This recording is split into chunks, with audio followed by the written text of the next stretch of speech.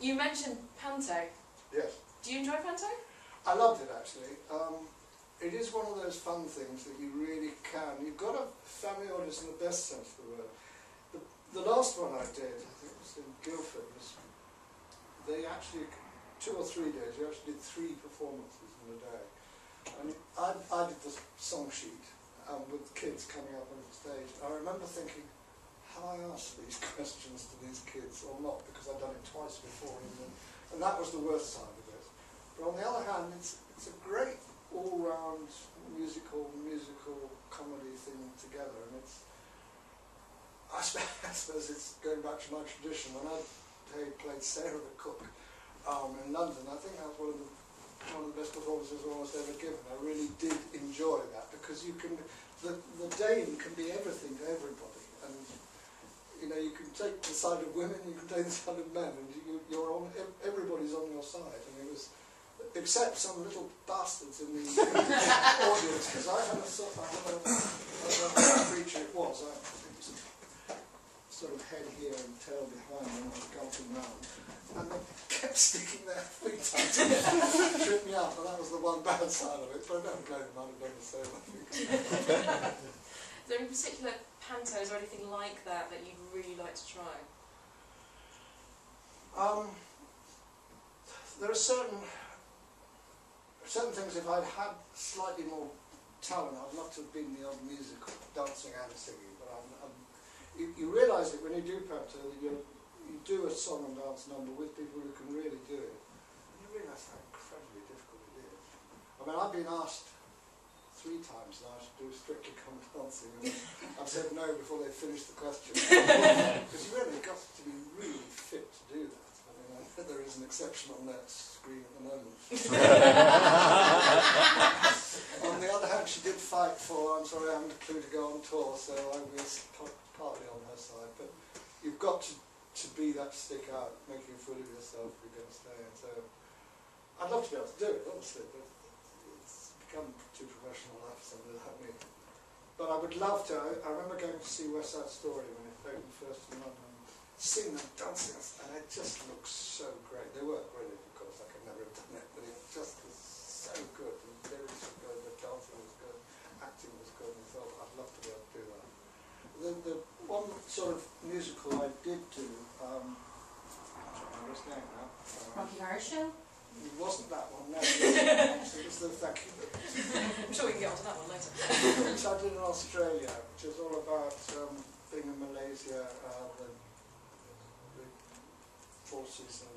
Privates on Parade. Thank you very much. A friend of mine, Dennis King, had written the music for that, and I was asked to do it, and it was the closest I got to doing music, because you have to do Noel Coward, you have to do various Marlene Dietrich, and the bit I really, he's obviously very camp and very gay, but it has a scene with a young soldier, and obviously my character's coming on to him, and then suddenly realises that the young soldier is actually a good guy, and it's wrong to do that. And that's a really great moment to act, actually, to suddenly be decent.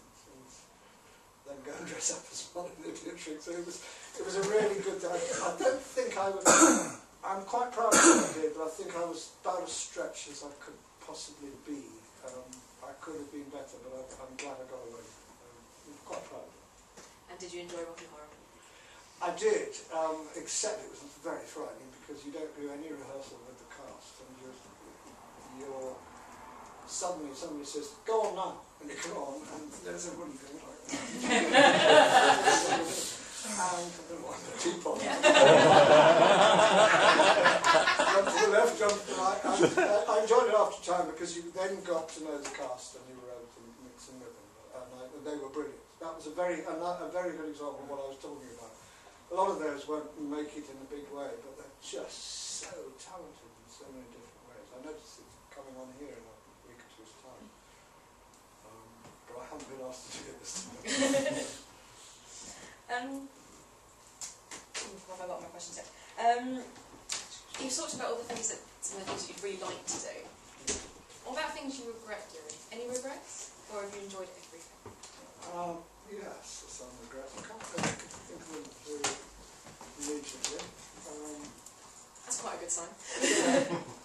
There are some things that I've justified for ages in the goodies, and then tastes have changed. You know, things that when we said them, we really meant them in an open-minded way.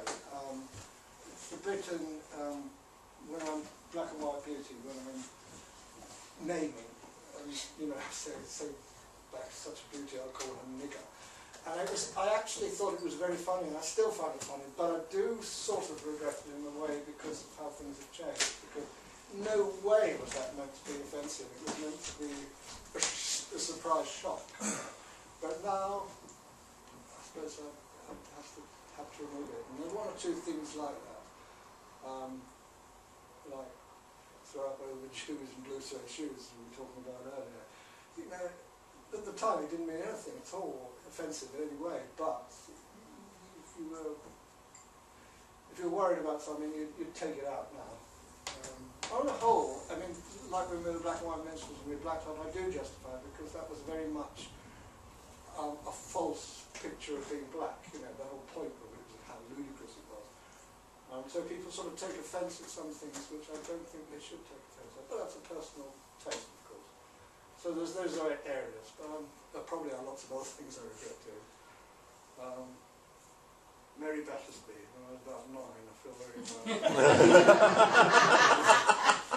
If I could apologise for that. If you could... Alison Mellon. If you could film a new Goodies episode, no budget restraints or anything like that, and you're 25 years old again. What topics did you think would you be covering now? There are quite a lot of topics.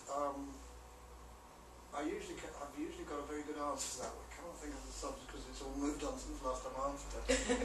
But there are, you know, I mean, the Olympics coming up will be very interesting.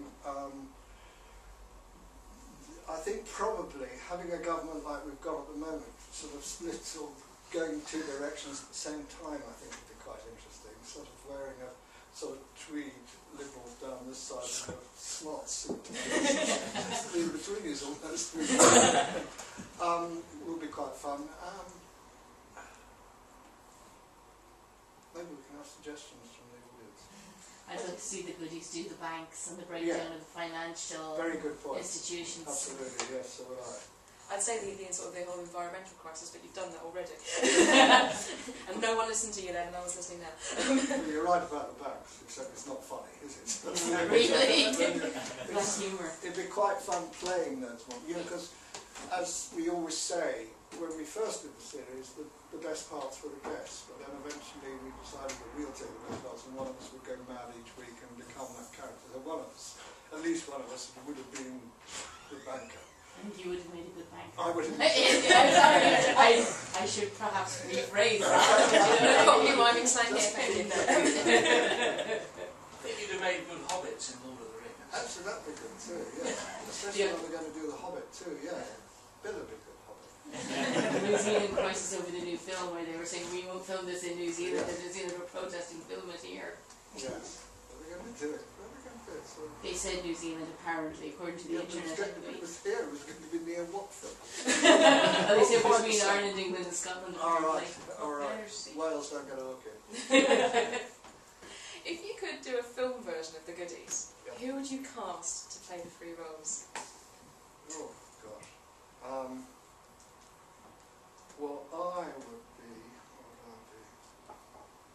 Indiana Jones, I suppose. I don't know, honestly. I don't know, because it's, you know, you have to be a certain age at a certain time, and I don't know. Who would you think? I don't know. I think David Williams would crawl over broken glass to have one of the roles. Yeah. Maybe 2 of them. We sort of always see perhaps David Mitchell. Shearsmith, or whatever his name, I have his name wrong there. Your Reese. Sorry, my mind's gone blank. Yeah, well, join the club. If I can remember the name of the club. There is a thing, this is a charity thing called Craft Club. Have you come across this? In the polite version, it's quite often people say, what is the name of that one that you can't really genuinely do it? It's the Shearsmith that you're talking about, the one I did TLC with. Yes. Yeah, yeah. Good lad, and yeah. Yes, he'd be very good in lots of the parts, and I like Armstrong as well, and there are people like that who also did TLC, and there's a lot of people around who you would like to do it. David Mitch was excellent. Who's hairy like Bill? Who could do that? Bill Bailey? The only thing I can think of is Billy Connolly. Yeah, but you Possibly the wrong generation. Possibly the wrong generation. Jack Black. Yeah. Jack Black, possibly. Yeah. Graham? Ooh. See people flicking through. Rolodex of people in Stephen Birchall. Yeah, good point. Not in casting all the time.